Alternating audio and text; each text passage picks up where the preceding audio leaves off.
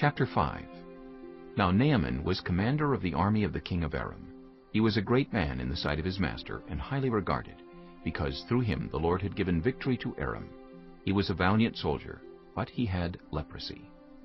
Now bands of raiders from Aram had gone out, and had taken captive a young girl from Israel, and she served Naaman's wife. She said to her mistress, "If only my master would see the prophet who is in Samaria, he would cure him of his leprosy." Naaman went to his master and told him what the girl from Israel had said.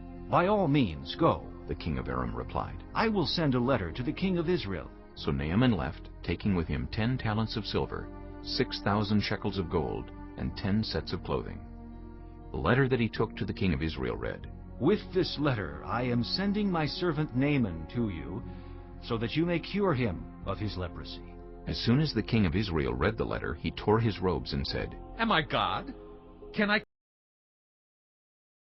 kill and bring back to life? Why does this fellow send someone to me to be cured of his leprosy? See how he is trying to pick a quarrel with me." When Elisha the man of God heard that the king of Israel had torn his robes, he sent him this message. "Why have you torn your robes? Have the man come to me, and he will know that there is a prophet in Israel."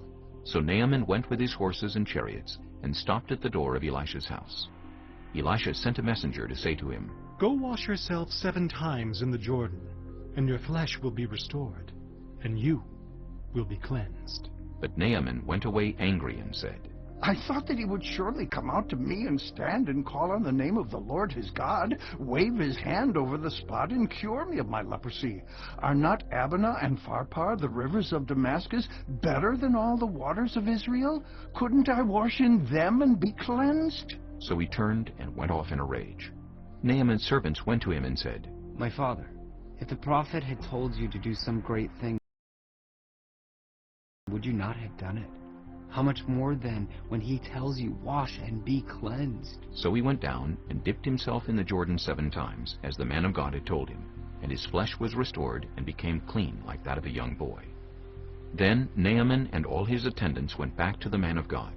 He stood before him and said, "Now I know that there is no God in all the world except in Israel. So please accept a gift from your servant." The prophet answered, "As surely as the Lord lives, whom I serve, I will not accept a thing." and even though Naaman urged him, he refused. "If you will not," Said Naaman, "please let me, your servant, be given as much earth as a pair of mules can carry. For your servant will never again make burnt offerings and sacrifices to any other god but the Lord. But may the Lord forgive your servant for this one thing. When my master enters the temple of Rimmon to bow down, and he is leaning on my arm, and I have to bow there also, when I bow down in the temple of Rimmon, may the Lord forgive your servant for this." "Go in peace." Elisha said. After Naaman had traveled some distance, Gehazi, the servant of Elisha, the man of God, said to himself, "My master was too easy on Naaman this Aramean by not accepting from him what he brought.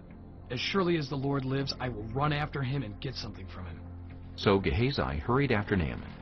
When Naaman saw him running toward him, he got down from the chariot to meet him. "Is everything all right?" He asked. "Everything is all right," Gehazi answered. "My master sent me to say, 2 young men from the company of the prophets have just come to me from the hill country of Ephraim. Please give them a talent of silver and 2 sets of clothing." "By all means, take 2 talents. Said Naaman. He urged Gehazi to accept them, and then tied up the 2 talents of silver in 2 bags, with 2 sets of clothing. He gave them to 2 of his servants, and they carried them ahead of Gehazi.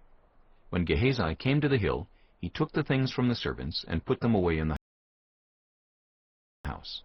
He sent the men away, and they left.